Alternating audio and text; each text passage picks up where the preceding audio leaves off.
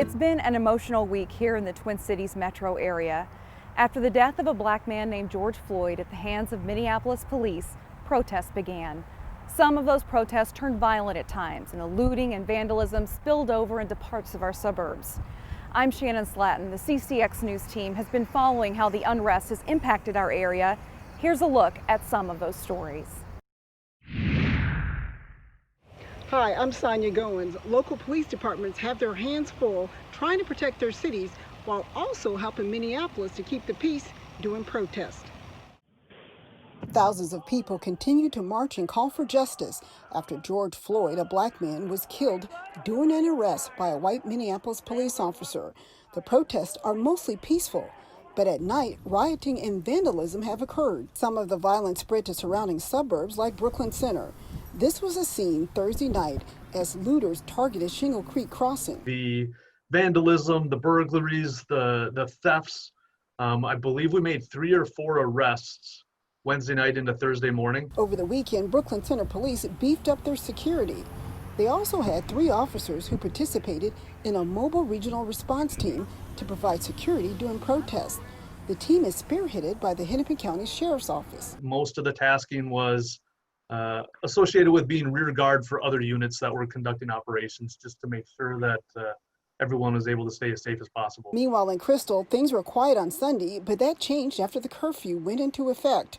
The city had 12 suspicious traffic stops and a burglary at Target. We got a call from Target Security of an alarm that was going off. Deputy Chief Brian Hubbard says 4 men burglarized the retailer, prying plywood off windows to get in. Sounds like the loss was maybe 2 pieces of electronics.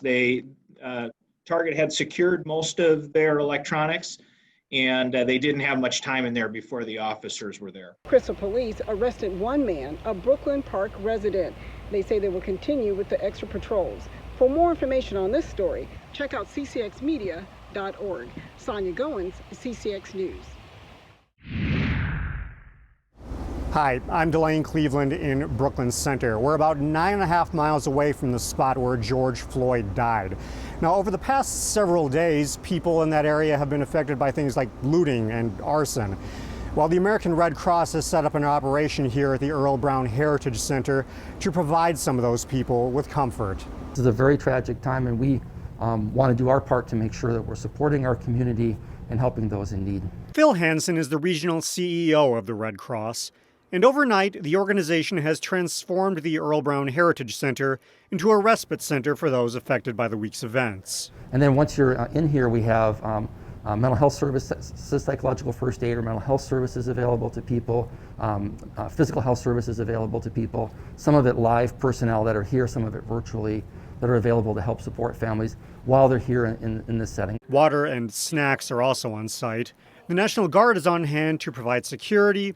And because there are still concerns about the COVID-19 pandemic, social distancing and other guidelines are in place to maintain health. Generally, people that come here only come for about 24 hours, and then we figure out what the next best thing for them is. For many of them, it's probably returning home again. It's just a place to be in a safe location for a period of time. Meanwhile, Hansen wanted to stress that anyone who comes here should do so only after receiving a referral from a 911 operator. We're not collecting any goods or items here. And again, we really prefer people would be referred here because they have an actual urgent situation or emergency that they need help or support with from the Red Cross. There's no word yet on exactly how long this respite center is going to be in place, but officials from the Red Cross say at least through the middle of the week. Reporting in Brooklyn Center, DELANE Cleveland, CCX News.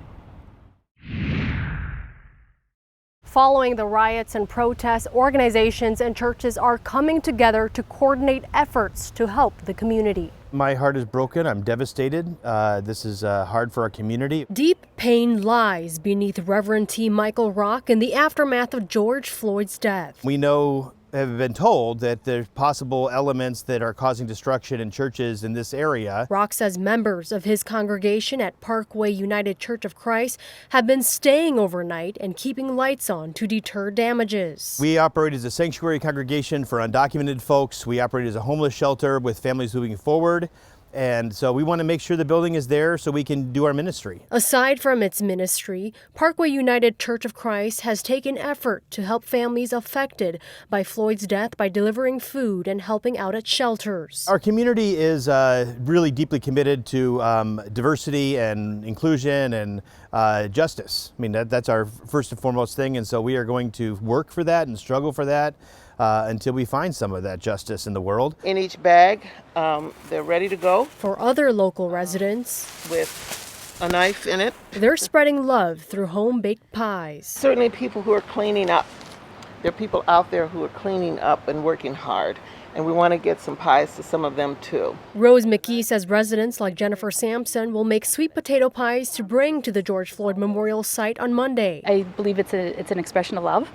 You know, that it's nurturing, it's taking care of a basic need. The baked goods will be handed to anyone at the site who has been impacted. McKee adds that the sweet potato pies are a sacred dessert for Black culture. We just want to make sure that justice is done, but we want people to also know that we're all human beings and we should all be able to live together. In Golden Valley, Pafuyang, CCX News.